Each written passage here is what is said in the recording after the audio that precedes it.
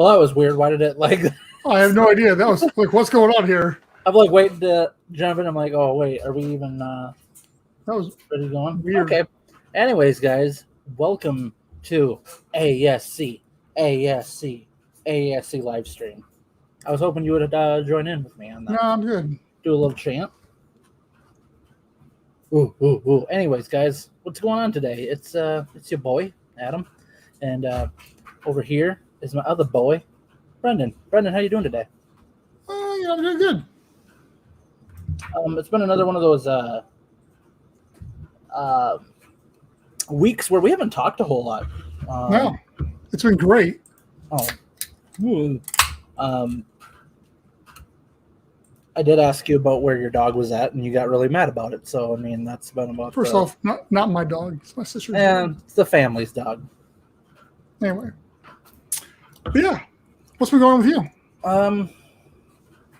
Nothing. I'm just trying to get through this week. We got a family vacation coming up this weekend, so... That's cool. That. Oh, I'm hoping Babe joins us tonight, because I'm wondering if he'll be able to... No, he won't be. He won't be joining us tonight? This month? No, like you said, this month. Oh, yeah, that's right. That's right. Yeah. I was going to say, because I'll be coming back from vacation next Tuesday, and hopefully I'll be back before live stream, but I can't promise anything right now.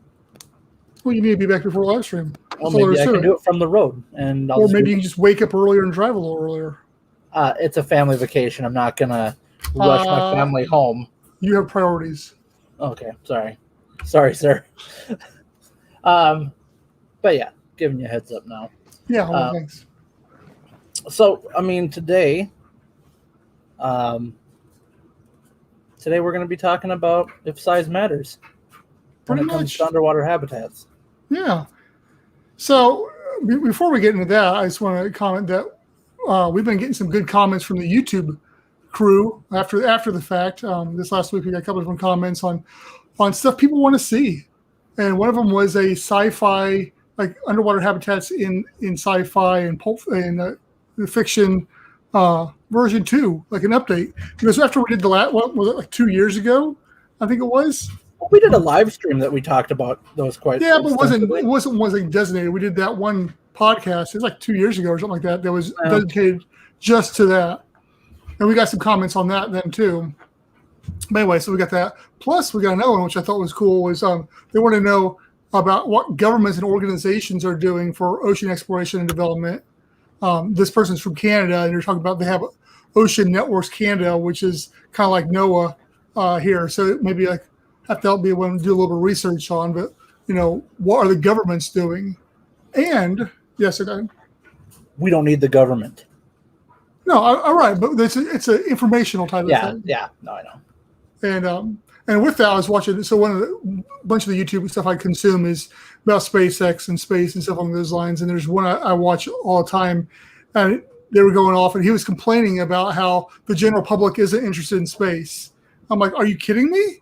I go, coming from the underwater world, you have 100 times more interest in space in your thing than we do. And you have Elon and Jeff Bezos and other people who are the heads of this thing that people are following. I mean, for us in the underwater world, so it's all relative. I just thought it was interesting that the sentiments of somebody in the space community feeling like the general public didn't care or wasn't around, behind the whole space thing. So you think you're better than everyone else because of that? What are you doing over there? I was doing a little side reading while we were doing this for something that I want to bring up at the end. Okay. It is podcast related, sorry. Okay. Or live stream related, sorry. Yeah. Go ahead. No, what I was going to say is like, yeah, that's, I don't know. Yeah, I would have thought the opposite where it's just like nobody or like everybody has been like paying attention to the, like the SpaceX stuff, the Virgin Galactic stuff, and it's just like we're the ones trying to fight to get some like attention on what we're doing. Yeah, I know that's not true because I have several people I talk to, like at churches and like that. They have like no idea. They're just amazed about what's going on with the whole thing. So I mean, yes, I know the general public is not, but I think per capita, it's probably a higher rate that are interested in space than the underwater. But I digress. So, you want to talk about your thing at the end, I guess? Actually, we can talk about it right on the top real quick. Sure. And it doesn't have a lot to do, or it doesn't have anything to do with what we do, but it's something that I feel as being good people, what we should do. And I'm going to get some links typed up and I'll put them and I'll run them at the end real quick. But I just would like to encourage everybody to go to like either the salvationarmy.org or there's SBP-donate. In regards to Hurricane Ida, these are good organizations that if anybody's capable of making little donations to help the people out who have faced the damages and all that of Hurricane Ida. So, like I said, I just feel like we should do our part in telling people to help out where they can or asking people to help out where they can. Yeah, our church went down last Saturday down there, and we sent tons of water. I mean, it was so much water, and supplies and stuff was sent down. So we're all part of that. And they said that the water was like gone in like no time. They said it was lined up. It was like nonstop for the whole time. They're there all day long. So it's just like, even though we're weeks out and most of the power's back on a lot of places and people are coming back home, it's just been so and this wasn't even as bad as like Katrina and stuff along those lines, but still the devastation was pretty bad. So yeah, the one for sure. I mean, the Salvation Army is just a good organization in general. Like they don't. You hear about a lot of these fun like charity organizations that pocket a lot of the donations just to run the organization. And I have not heard any of that kind of thing with Salvation Army. Also, this other one that I was talking about is the SBP. SBP. They SBP USA. Sorry, they that goes to helping like rebuild houses and stuff like that because there's going to be a lot of places that have a lot of damage and stuff. So it's an organization for that. But like I said, I'll make little tickers that we can put on the end of the show just as a friendly reminder. But yeah, I just thought it'd be a good idea that we do that. Now cool. We can talk about how big the habitat has to be. Yeah. How did you want to kick it off, buddy? There we go. Glenn's already chiming in there. Thank you, Glenn. Yeah. Side story. Sorry, that's where my grandparents attended church all their life and stuff. Is we have The Salvation Army? Yeah, the Salvation Army. Well, at least where I live, anyways, has a church. It's a church. Weird. Thing. Yeah. Maybe that's just here, so I shouldn't say like, yeah, they're a part of the Salvation Army Church, but I'm pretty sure like it's I don't know, they had a church at the Salvation Army here. So I've never been to a Salvation Army that had a church in it. So, well, maybe I'm weird. Okay, so I'm just going to keep quiet. Anyways, thank you, Glenn. All right, let's start. Sorry. Yeah. So I was thinking, what do we talk about? And with Fabian Cousteau, he keeps on. There's more every week. I see something else where he's doing some speaking engagement and talking about Proteus in this giant underwater habitat. So I got research. I'm like, all right. So Proteus is like 4,000 square feet is what they're saying. How big does a habitat really need to be? So I got looking back at different sizes of habitats, and there's one guy, Lloyd Godson, and anybody in the underwater habitat knows who he is. He's New Zealand, I think, or Australian. Anyway, who built BioSub 1, which is basically like a steel container, and he lived in it for, I think, 12 days. And basically he powered it just like a bicycle that powered a generator. He like made his own oxygen and stuff like that with like algae. So he's like he raised all the money. I think he built it for $50,000. So he did that, and then he built a smaller one, and it was like in a Legoland aquarium. And so the smaller one was 40 square feet. So it's super tiny. He stayed there for a while. So I was like, there's your far end of it with the 40 square feet, which is big enough for one person barely. It has like no amenities really. And then you keep on going up. And I started looking at them. At the ones around Jules, it's just a little under 400 square feet. So that's like 10 times the size of that. And same thing with Aquarius. Aquarius is right around 400 square feet. So that seems to be about the standard for underwater habitats as of in existence right now. Then you go looking at what Proteus wants to do, and that's 4,000 square feet. So that's another 10 times on top of that. So you're getting these huge things. And then I got looking, all right, let's look at Poseidon Undersea Resort and Planet Ocean Underwater Hotel, 2 other giant ones out there, what they're proposing. So I did the math on those, and Planet Ocean Underwater Hotel would be 2,500 square feet, but Poseidon would be 13,000 square feet of livable space. Yeah. So it's like, so obviously there's a price point that comes with all of these. But how big does it really need to be? And I think a lot of it boils down to what the purpose of it is too. But I think that's why, with us, that we're more of a modular approach where you can add on to it as you need be. But I think it still begs the question is, how big is too big, or how small is too small? Well, and the cool thing about this conversation is that we kind of have a blueprint to go off in a way, with seeing the surge in like this tiny house movement thing, because so many people are trying to, the people that get really creative are all about like, how can we make this like livable space, or utilize the most out of a livable space. So, I mean, you see a lot of these people that are, the size of a small shipping container can make like a small habitat. I shouldn't say habitat. Well, like a tiny home. Yeah. For like, a person or a couple or whatever. Out of like, the 20-foot containers, the 40-foot containers, whatever it may be. And I'm always fascinated with like watching it because of how they can utilize the space and still get like, the showers in there, have like a little kitchen area, have a place to, a decent place to sleep. Not like having a tiny like single bed, but like, a lot of cases like a queen bed or at least a full, it's just kind of cool watching how people put all that together. So, I mean, we have the blueprint in a sense based off of what other people have done. So, and my thoughts on the whole situation is that a person could make a livable habitat with going off of the frame of what people have already done, if you were just to add a little bit of space for a moon pool.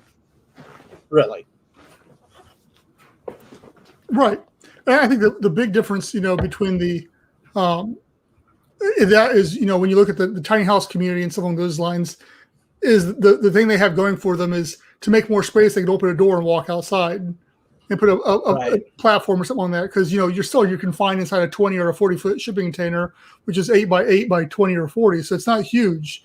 But once again, I think it goes back to first off, how long you be staying in there at a period of time, and what's your purpose of being there. Because, a 20-foot shipping container is right around 160 square feet. So it's not huge. If you did a 40-foot, you'd be like 320 or something along those lines. I don't know. Math would be somewhere in there. So at 40, you're starting to get closer to the inside space of Aquarius or Jules. And having been inside Jules, that's plenty of space. Obviously, it's broke up a little bit differently. I don't know about Aquarius, except for what videos and stuff I've seen. So yeah, once again, I'm trying to make more of these videos here that are, or these more podcasts or whatever these may be, that are more get people thinking and asking the question more than just information out there. Obviously, there's information in here, but it's one of those things I want the community really to feedback on too. Is what is the ideal size realistically for an underwater habitat? Because yes, obviously we all want the giant dome structures and plenty of space, but you have to look at cost. You have to look at tons of different things, and so realistically, where is the right size? And Glenn has already got us information here. Bigger is always better, but the cost is primarily a concern. A normal house size keeps humans more inclined to accept a change. Safety and environmental guidelines will be of value to those wishing to experience our world. If Aunt May's would be able to live there better. Yeah, and if I get what you're saying, and that's kind of what I've been saying the whole time, is that the whole goal is that it has to be seamless transition from the land to the sea, and it has to be accessible for anybody to be able to live there. It doesn't matter your age, if you're handicapped. Obviously, at first, the smaller ones, claustrophobia and stuff will come into play. But yeah. I just pulled up some like this is a lot of these are like 20-foot, Right. give or takes. You need an ad blocker, dude. Yeah, probably. I just typed in tiny home. Sorry, but yeah, keep going. I was just No, and I say especially like with the bed and stuff on those. You're looking at beds, but like now with Murphy beds and stuff like that, that can save a bunch of space by having like a Murphy bed. And like you said, because there's so much groundwork and blueprints already put out there for tiny homes, there is millions of hours probably on YouTube alone of how to build a tiny home. And so how to build the shelving, how to get the best sink in there, the bathroom, all these different designs. So yeah, the design elements alone aren't I don't think going to be the bad part about it. Those are pretty simple. mm-hmm. It's going to be the structural aspects, and when you outgrow that, or if you expect you are living there, then what if you want to change it or you want to grow? What do? Obviously, my answer is you add on another module, and you expand from there, and you just keep on adding on as need be. But yeah, I'm just really fascinated with the tiny home community anyway. So I think it's that's kind of how we got to where we're at with Atlanta Sea Colony too. Back when you first came on, we obviously changed some key elements of the design to kind of meet into that element.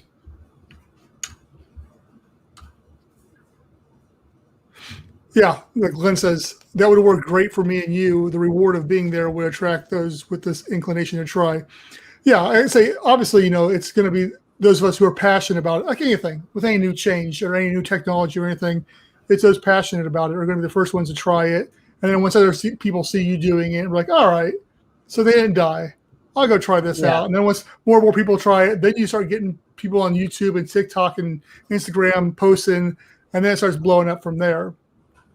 And so that's why, Adam and me are very big on once we start building this thing, that we are going to blast the social media out of it to get people, as we're building it, here's what we're doing, and here's what's going on, to get people excited about it. But still, the real excitement is going to come once it's actually in the water and people actually see it. Yeah. I think that's really going to change it.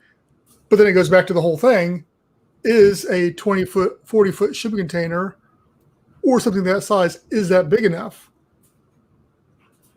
Yeah, and you have to take into account what your,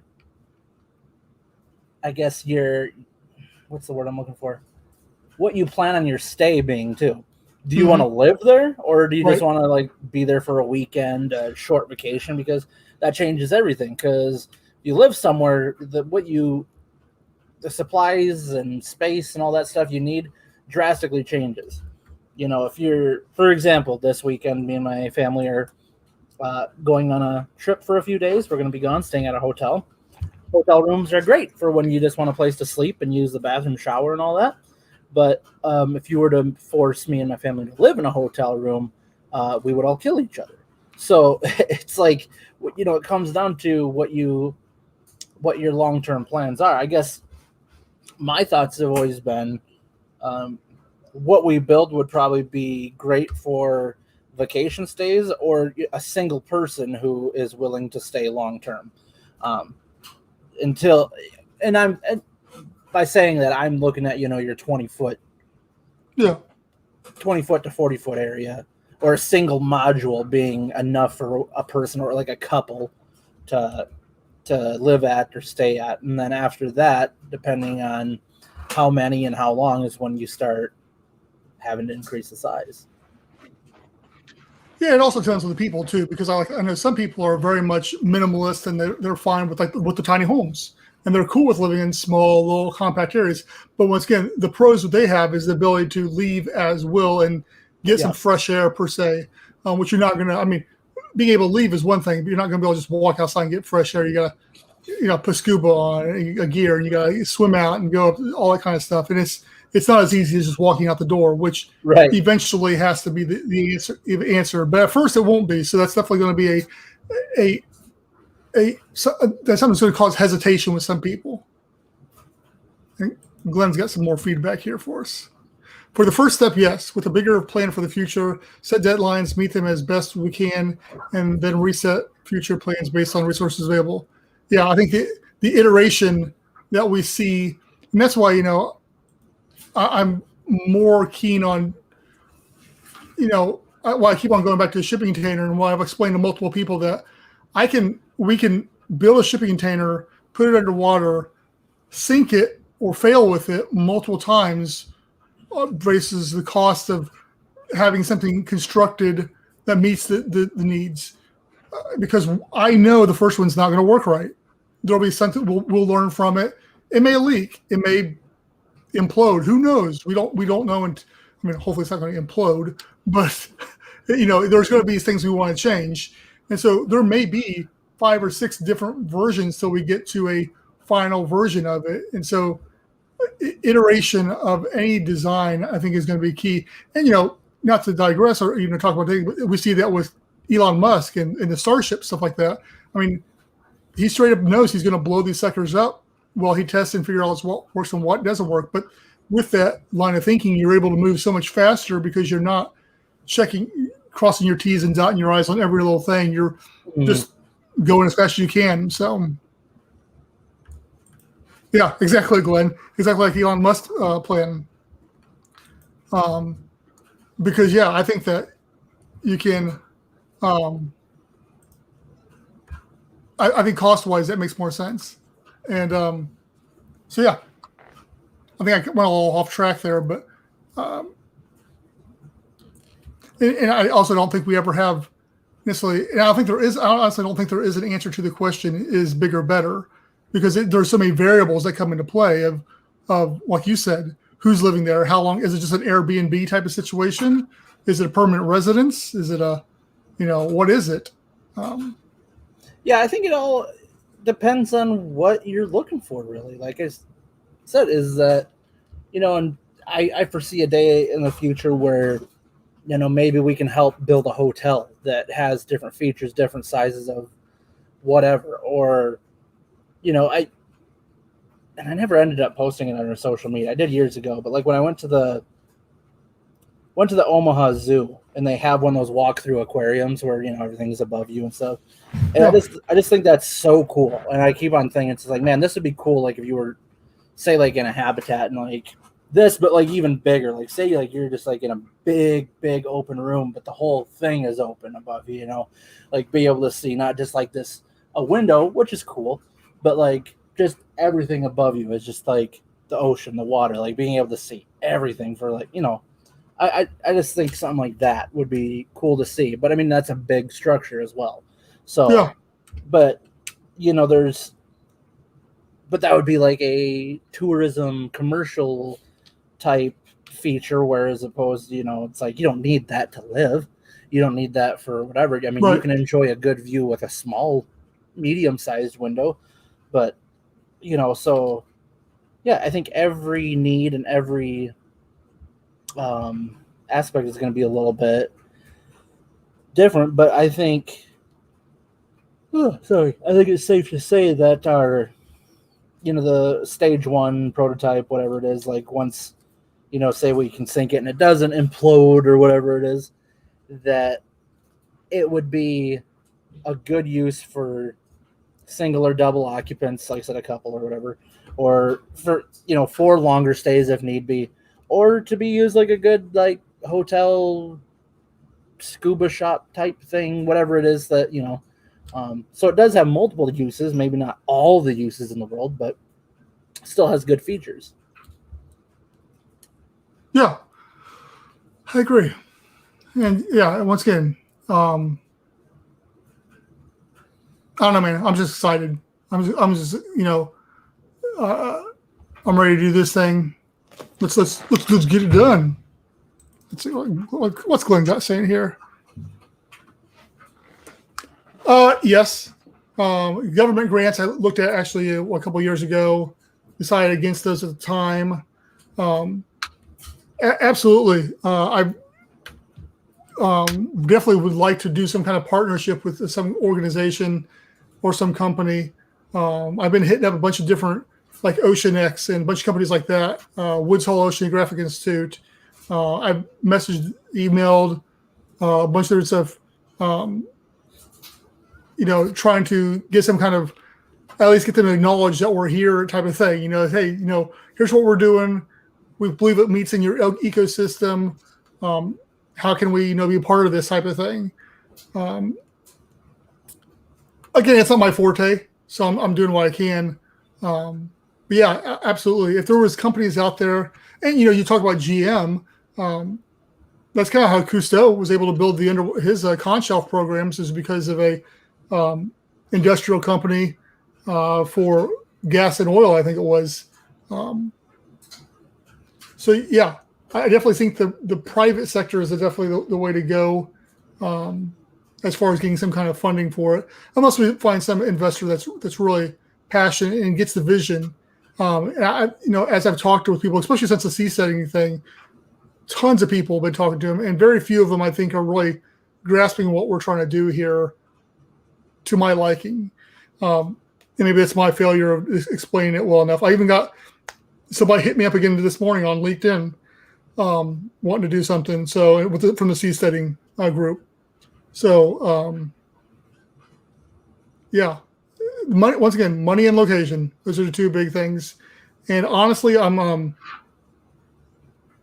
the money aspect. I think once we have a hard idea of how much everything's going to cost, which I'm working on right now, I think we can raise the money.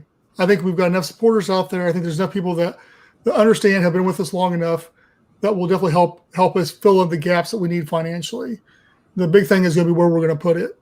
And with that, I'm really hoping some of the seasteaders step up for that, and we're able to do something with them.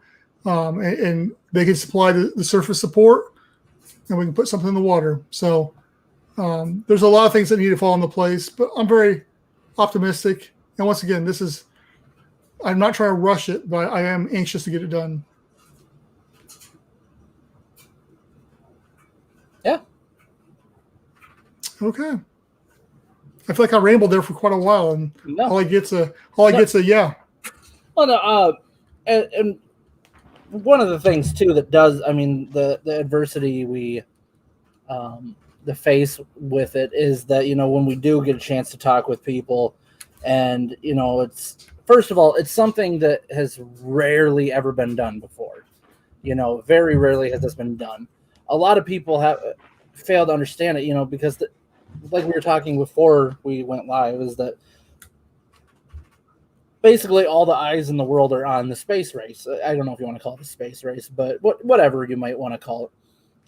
And it's fun to watch. Don't get me wrong, it's very cool. There's going to be so many opportunities in the future because of what's going on with that.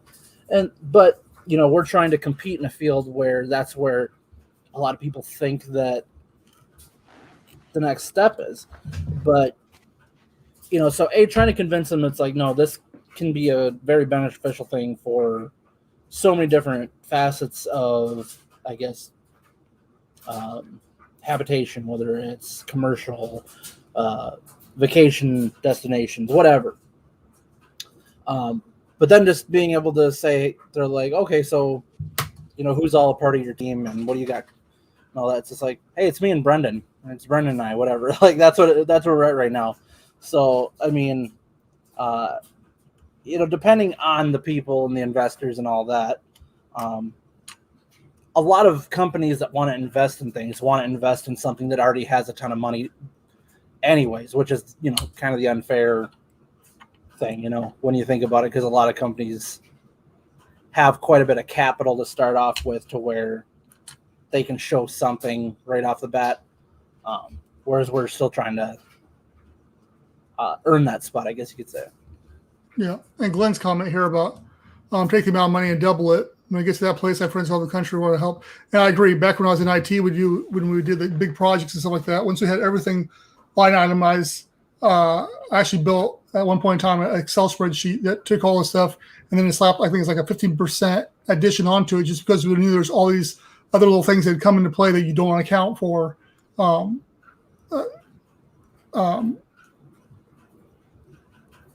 thing. So, yeah, exactly. Doubling it is probably a safe thing, especially I think with construction. People would agree with that too, and especially in today's day and age with prices fluctuating so much. Once you actually get to building the thing, the prices could have doubled already. And your question about how long have you two been working on this? Well, Adam, you've been here, what, 3 years? 2.5, I'd say. Yeah. I don't think it's been full 3. I think for me, it's been like 26 years. Yeah, I mean, I came up with the idea back in high school, back in the mid 90s. 80s. Oh, sorry. It was not the 80s. So, yeah, but like I say, actively turning it into an LLC and pursuing it from a financial aspect of having a bank account, throwing money into there and being aggressive on the social media has been 3 or 4 years, I think. Maybe 5. It's been 4 anyway. But besides that, before that, back in the Atlanta Sea Colony website has been up since the early 2000s, and before that, there was a free website up. So there's been a presence online for almost 20 years. Well, over 20 years. And back in the day, I was emailing people like Bruce Jones, back when it was still U.S. submarines. Shot a couple of emails to him. Who else? Some other people back then too. I was in Yahoo groups back in the late 90s, early 2000s, back with those. And we had several people that we're talking about. I actually still have one guy's designs from back then in a folder. I can't find the guy anymore. I wish I could. He had some cool designs, and we talked quite a bit back then. So yeah, it's been a passion project for a quarter of a century, definitely. But actually starting to really put money and the time I should into it. It's been about 5 years now. So, But yeah, Adam decided to hop on a couple years ago, and definitely, if you go back and look at the Facebook from 4 years ago versus when he came on, there's obviously a drastic difference in the content and what we're doing, because it'd be me posting just stupid crap. I mean, whatever I could. Well, I mean, it was very minimal. Just trying to figure out what to post and how to post it. You came along, you took over, which has been huge. So it's been fun. Yeah, it's been giving me opportunities outside of this too. So that's kind of cool. Yeah, that's cool.